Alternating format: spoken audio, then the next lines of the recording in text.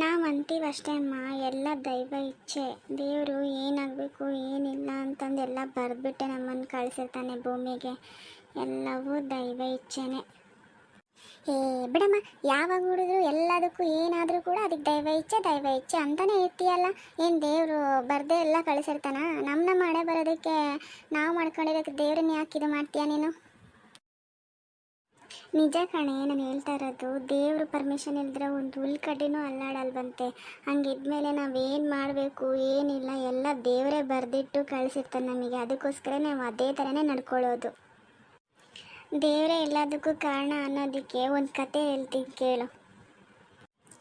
ಅನೇಕ ವರ್ಷಗಳ ಹಿಂದೆ ಹಳ್ಳಿಯೊಂದರಲ್ಲಿ ದೈವಭಕ್ತನಾದ ರೈತನೊಬ್ಬನು ಇರ್ತಾನಂತೆ. ಅವನು ಮಾತಿಗೂ ಎಲ್ಲ ದೈವ ಇಚ್ಛೆ ಅಂತ ಹೇಳ್ತಾ ಇರ್ತಾನಂತೆ.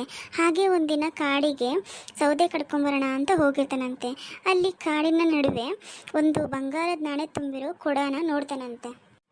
ಆದರೆ ಅದನ್ನು ಅವನು ಮುಟ್ಲೂ ಇಲ್ಲ, ತಗೊಳ್ಳೂ ಇಲ್ಲ ಅಂತೆ. ಒಂದು ಕ್ಷಣ ಯೋಚನೆ ಮಾಡ್ತಾನಂತೆ, ಈ ನಿಧಿ ನನಗೇ ಸೇರಬೇಕು ಅಂತ ದೇವ್ರದ್ದು ಇಚ್ಛೆ ಆಗಿತ್ತು ಅಂತಂದರೆ ನಾನು ನನ್ನ ಗುಡಿಸಲಲ್ಲಿ ಮಂಚದ ಮೇಲೆ ಮಲಗಿದ್ದಾಗಲೇ ನನಗೆ ಬಂದದ್ದು ಸೇರುತ್ತೆ ಅಂತ ಅಂದ್ಕೊಂಡು ಅದನ್ನಲ್ಲೇ ಬಿಟ್ಬಿಟ್ಟು ಗುಡಿಸ್ಲಿಕ್ಕೆ ಬಂದು ಮಲ್ಕೊತಾನಂತೆ.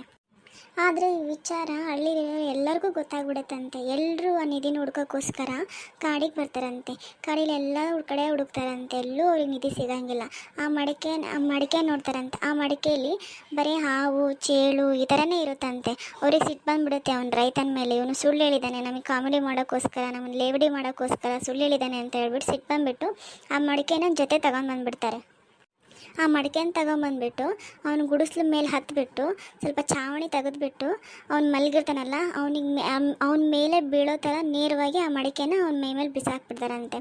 ಅವಾಗ ಏನಾಗುತ್ತೆ, ಅವನು ಫುಲ್ ಎದ್ರುಕೊಂಡ್ಬಿಡ್ತಾನಂತೆ ಆ ರೈತ.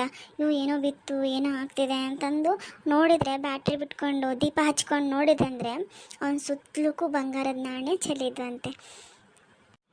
ಆವಾಗ ಅವನು ರೈತ ಮೇಲೆ ನೋಡ್ತಾನಂತೆ. ಮಡಿಕೆ ಚಾವಣಿ ಎಲ್ಲ ತೆಗ್ದಿರೋದು, ಆ ಮಡಿಕೆ ಬಿದ್ದಿರೋದು ಎಲ್ಲ ಅವನು ನೋಡ್ತಾನಂತೆ. ಆವಾಗ ಅವನು ಆಶ್ಚರ್ಯನೂ ಪಡಲ್ಲ, ಖುಷಿನೂ ಪಡಲ್ಲ. ನನಗೆ ಬಂಗಾರ ಸಿಕ್ತು ಅಂತ ಹಿಗ್ಗೋದು ಇಲ್ಲ ಅಂತೆ. ಅವನು ಒಂದೇ ಮಾತನ್ನೋದು, ಎಲ್ಲ ದೈವ ಇಚ್ಛೆ ಅಂತಲೇ ಅಂದ್ಬಿಟ್ಟು ಸುಮ್ಮನಾಗ್ಬಿಡ್ತಾನಂತೆ. ಈ ಕತೆ ಕೇಳಿದ್ಮೇಲೆ ನಿನಗೇನು ಅನ್ನಿಸ್ತು? ದೇವರಿದ್ದಾನೆ, ದೇವರಿಂದನೇ ಎಲ್ಲ ನಡೀತಾ ಇರೋದು, ದೇವರೇ ಎಲ್ಲದಕ್ಕೂ ಕಾರಣ, ದೇವರ ಇಚ್ಛೆನೇ ಅಂತ ಅನ್ನಿಸ್ತಾ ಇಲ್ವಾ ನಿನಗೆ?